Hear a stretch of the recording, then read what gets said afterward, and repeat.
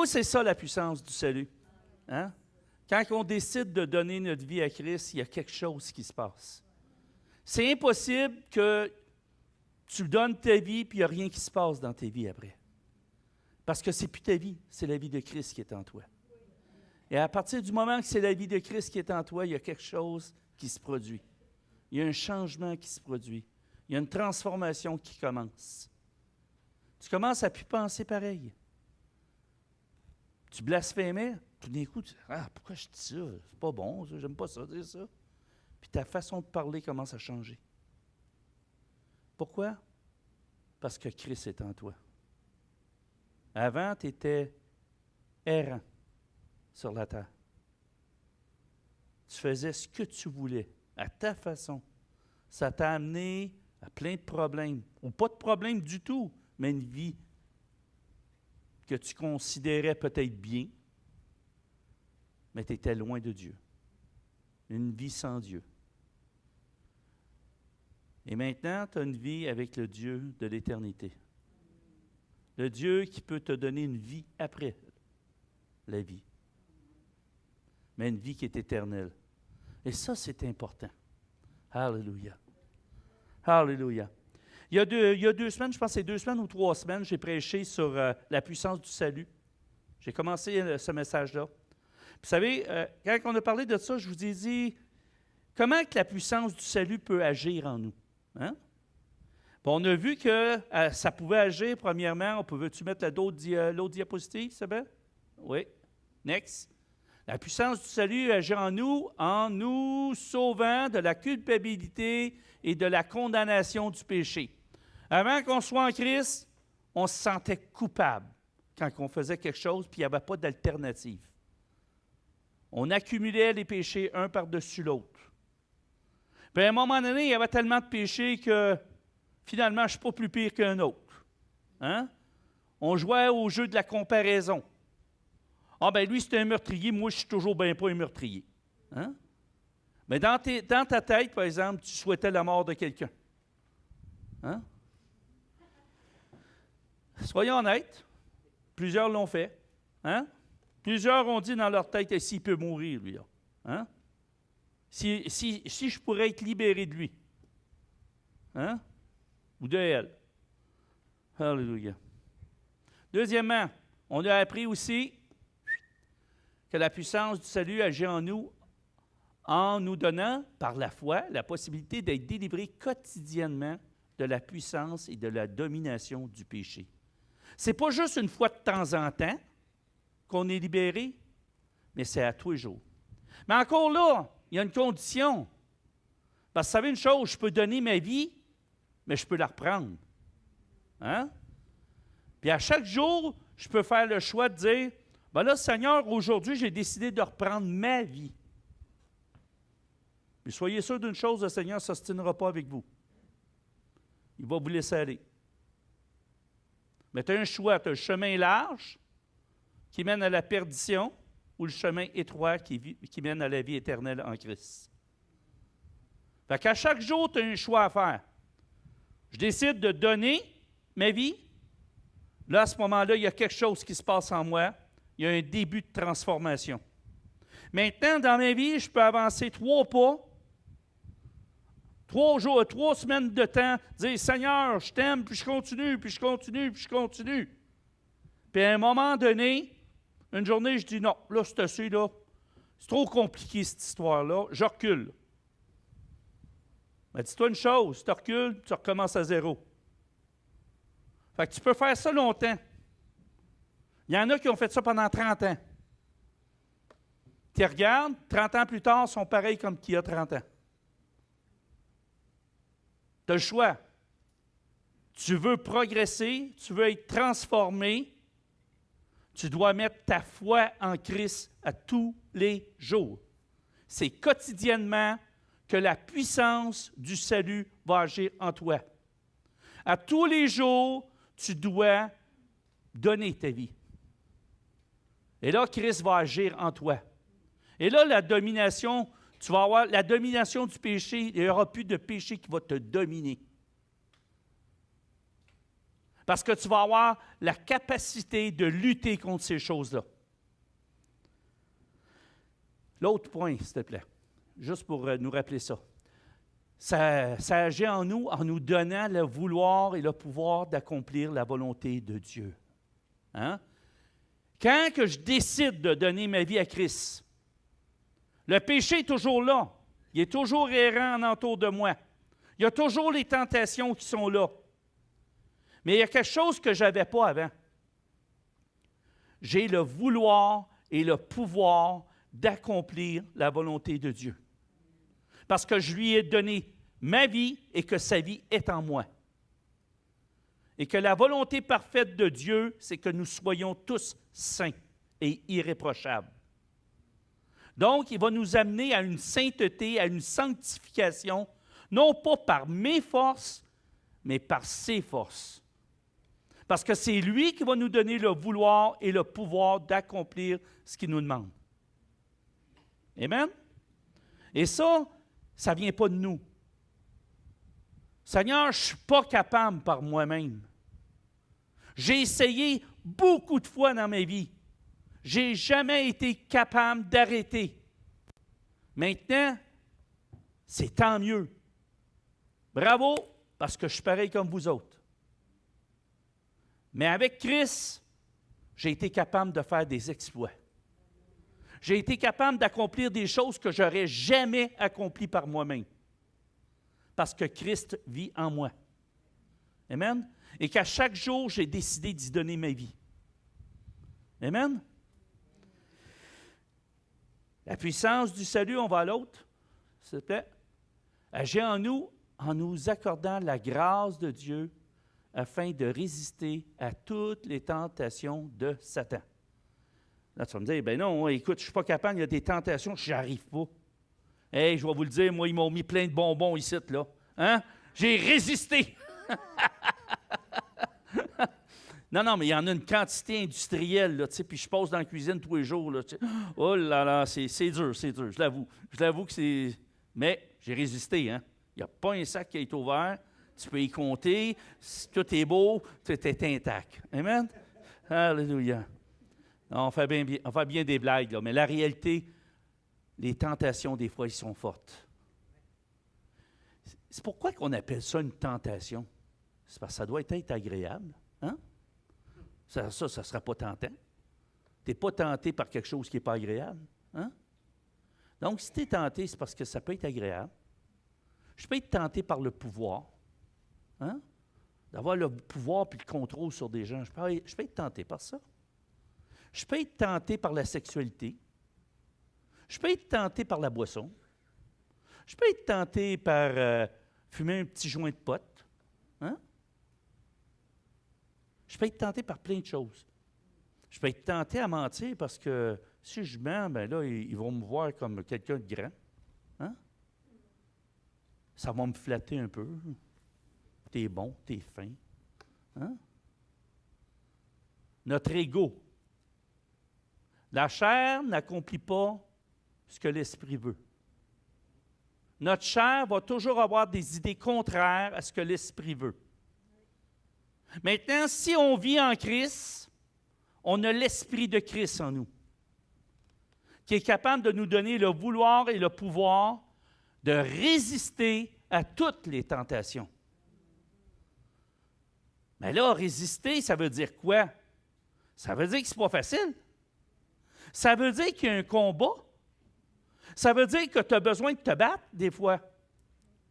Puis que Dieu veut voir à travers de ça, hey, c'est-tu un combattant? C'est-tu quelqu'un qui s'écrase à chaque obstacle? Ou il va se tenir debout parce qu'il connaît son identité en moi? C'est un enfant de Dieu, choisi, aimé, qui a la capacité d'accomplir des exploits et qui renonce à toutes les paroles de mensonges qui lui a été dites depuis son enfance, qui lui a dit que tu es un pas bon, tu vaux rien, tu ne feras jamais rien de bon, qui sont des mensonges et des malédictions de l'ennemi, prononcées par des personnes, malheureusement, qui ont été guidées par l'ennemi.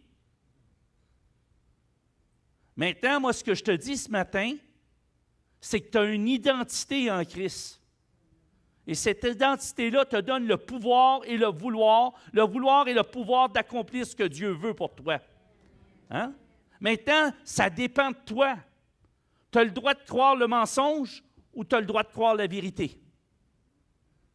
Mais si tu crois la vérité, tu as la capacité d'accomplir ce que Dieu veut.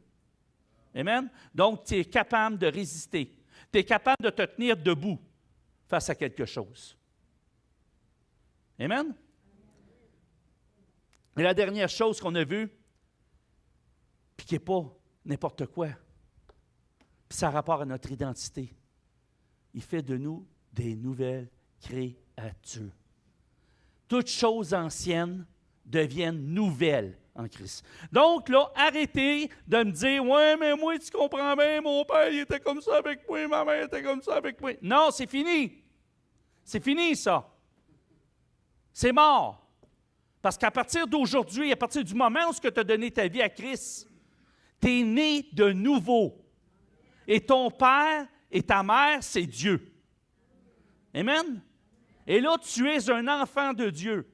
Tu as une position royale dans le royaume de Dieu. Tu es un prince et une princesse du royaume des cieux. Tu es un ambassadeur de Christ sur cette terre. Tu n'es pas n'importe qui. Crois à ton identité. Amen? Alléluia. Je ferai une petite gorgée maintenant. Hein? Là, on va commencer. Alléluia. Alléluia. Maintenant, nous sommes rendus à un autre endroit. Hein? Cette semaine, qu'est-ce qu'on va regarder? C'est quoi? Mais c'est encore la puissance du salut. On va continuer à réaliser en quoi elle agit en nous. Hein? Next. La puissance du salut agit en nous en nous accordant la perspective d'être délivrés de la présence du péché par notre transfert jusque dans la présence de Dieu. Quand tu es pris avec un péché, là, dis-toi une chose, là. C'est ta chair qui désire ces choses-là. L'esprit qui est en toi, l'esprit que Dieu a régénéré en lui, qui était mort avant et que Dieu a redonné vie, vit en toi. Et cet esprit-là aspire à quoi? À la sainteté. Et c'est pour ça qu'il y a un combat. Il n'y en aurait pas de combat si ton esprit serait mort. Mais ton esprit est vivant. Hein?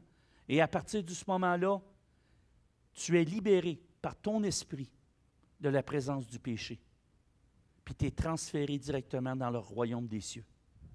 Donc, tu as la capacité dans la prière, lorsque tu t'agenouilles devant Dieu, lorsque tu te mets devant la présence de Dieu, d'être transféré dans son royaume.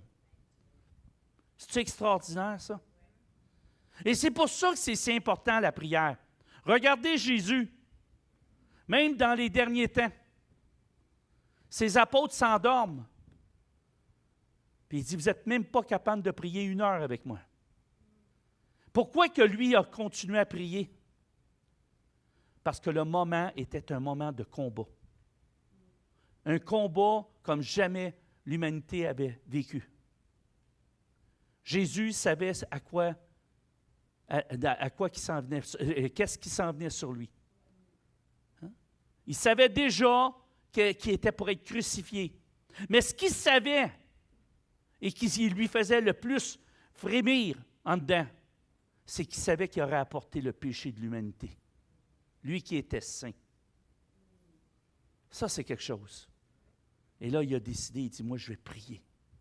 Je vais aller dans la présence de mon Dieu. Je vais être transféré dans la présence de mon Dieu parce que j'ai besoin qu'il me donne le vouloir, le pouvoir, qu'il me donne la capacité de faire taire ma chair. Parce qu'oubliez pas une chose, Jésus était fait chair tout en étant Dieu. Donc, il a eu les mêmes combats. Il a dit, il a été tenté en toutes choses. Hein? C'est ça qui a été écrit? Oui? Donc, s'il a été tenté en toutes choses, ça veut dire que sa chair était animée d'un esprit contraire à son esprit. Hein? Sa chair ne voulait pas se faire crucifier. Hein? Et il y avait une lutte intérieure. Il nous a montré le chemin, comment remporter la victoire. Et la meilleure façon de remporter la victoire, c'est en s'agenouillant, puis en criant à Dieu. Il n'y a pas d'autre façon. Si tu ne le fais pas, tu vas lutter toute ta vie. Tu vas te battre toute ta vie. Là, tu vas dire, « Ah, je suis donc pas bon. Je ne suis pas un bon chrétien. » Savez-vous, il n'y a pas de bons et de mauvais chrétiens. Il y a juste des disciples. OK? Maintenant, tu peux être un disciple qui boite. Mais on va te réparer. Mettre un plâtre, comme Anita. Hein? Hein? Mais peut-être pas bleu. On va le mettre d'une autre couleur. Ici, c'est l'hôpital du Seigneur. Hein? Le Seigneur guérit les cœurs brisés. Le Seigneur guérit ceux qui sont meurtris. Tu n'as pas à avoir honte d'être meurtri. C'est pour ça qu'on va amener de la guérison dans l'Église. Pourquoi? Parce que chacun de nous, à quelque part, a été meurtri. Puis on a besoin d'être guéri pour être efficace pour l'avancement du royaume. Amen? Alléluia. Je suis contente de vous entendre. Vraiment, là? Je sens qu'il y a quelque chose qui se passe. Alléluia. J'aimerais qu'on regarde un passage des Écritures parce que j'aime beaucoup les Écritures. Ça dit, « Mais notre cité à nous est dans les cieux. D'où nous attendons aussi comme sauveur le Seigneur Jésus-Christ, qui transformera le corps de notre humiliation, ce corps charnel, hein, en le rendant semblable au corps de sa gloire, par le pouvoir qu'il a d'assujettir toutes choses. » Wow! C'est-tu puissant, ça? C'est-tu puissant? On est dans l'attente de retourner dans le royaume de Dieu. Mais en attendant, on est appelé à faire une œuvre pour lui, ici. On ne doit pas le faire en condamnant le monde, parce que Jésus n'est pas venu pour condamner, il est venu pour sauver. OK? Et il y a une grande différence. Et lorsque tu prends le mot « sauver », le mot « guérir » veut dire la même chose. Donc, on est là pour amener la guérison dans le monde. Le monde est malade. Le monde a besoin de guérison. Et la seule façon qu'il peut être guéri, c'est spirituellement. Amen? Maintenant, on va regarder un autre point. On parle justement de guérison. La puissance du salut agit en nous guérissant de toutes nos maladies. Simone, c'est-tu vrai?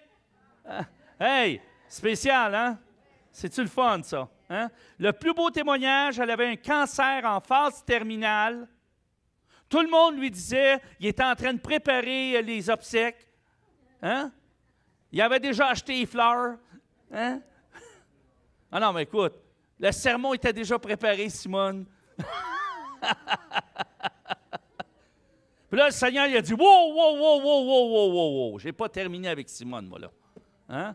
Je suis le roi des rois et c'est moi qui décide quand c'est terminé. Amen? Personne ne peut dire quand ça va terminer. Amen? Tant que ce n'est pas terminé, c'est pas terminé. Dieu n'a pas terminé. Amen? Dieu peut faire un miracle une journée avant ta mort. Que tout le monde dit, c'est fini. On va l'euthanasier avant. Là. Tu sais, il souffre trop. Là. On va le... Mais je vous dis tout de suite, non. Dieu est un Dieu de miracles. Et c'est temps que l'Église saisisse ça.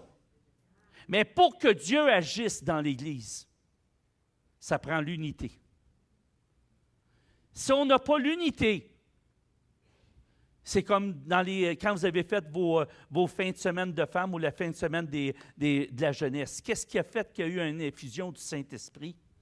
c'est qu'ils étaient tous unis d'un même cœur.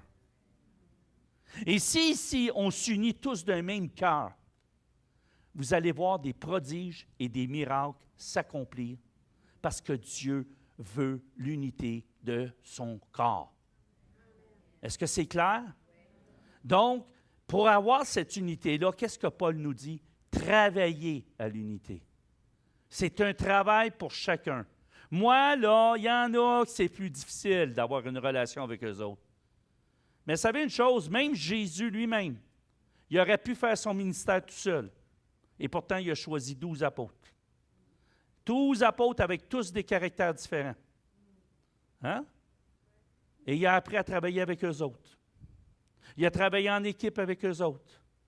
Et eux autres ont travaillé ensemble par après, en équipe. Pourtant, il n'y avait pas les mêmes caractères. Il n'y avait pas la même personnalité. Un était extroverti, l'autre était introverti. Hein? Un avait une facilité de parler, l'autre ne parlait pas.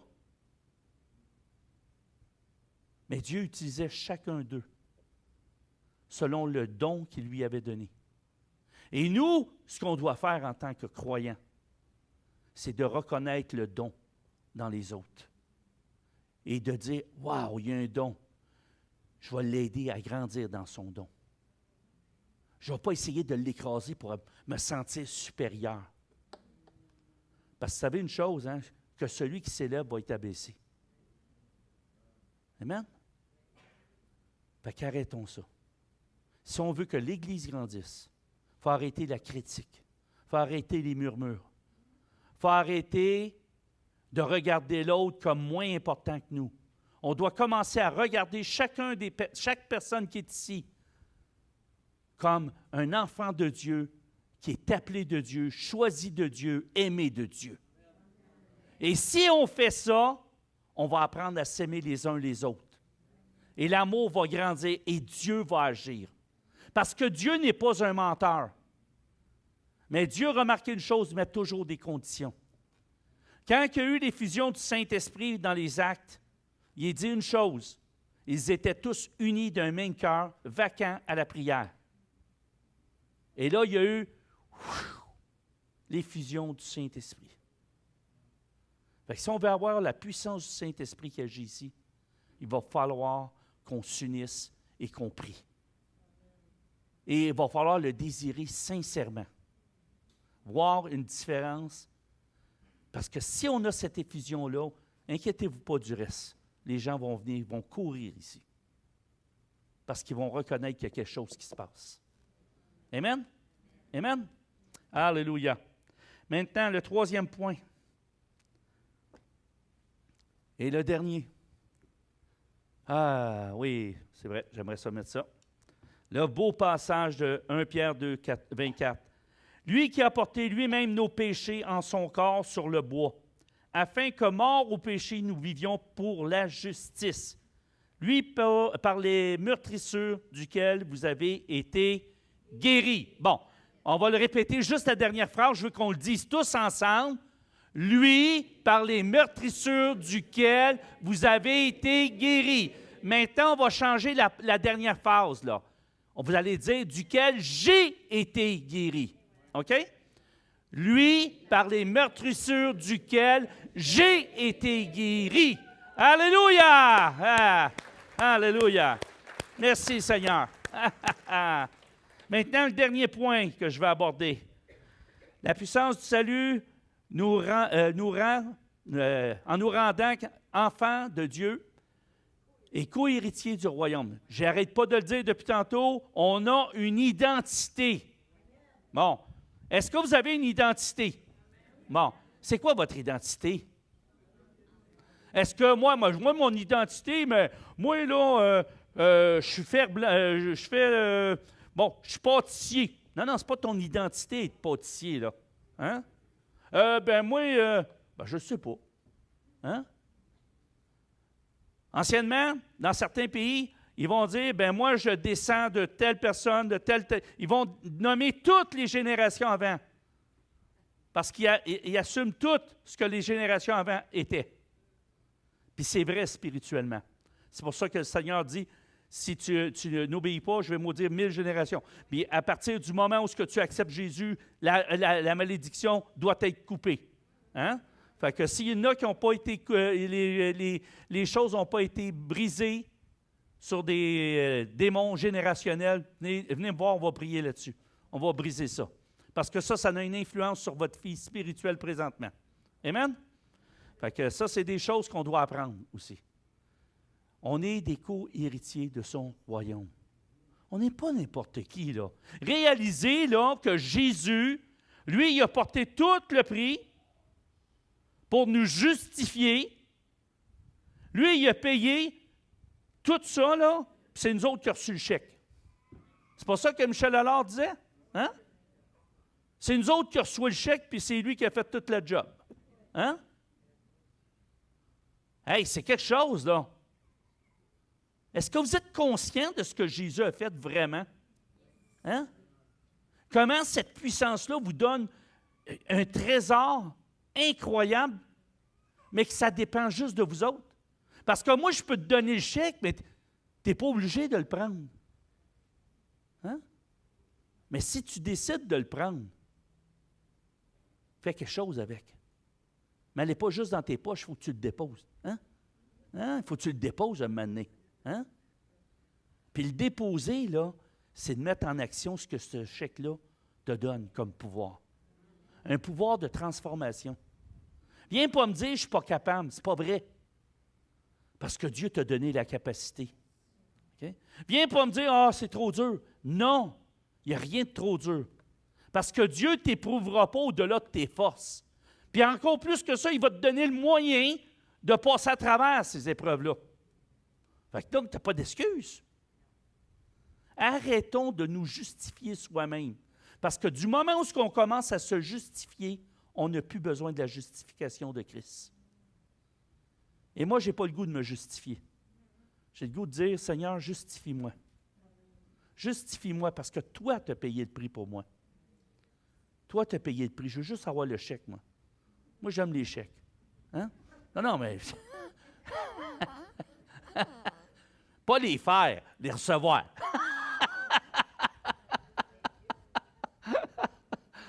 Non, mais c'est bien. Hein? On peut avoir un peu d'humour, mais c'est sérieux. C'est sérieux ce que je dis. C'est très, très sérieux. Maintenant, on regarde le passage de Galates.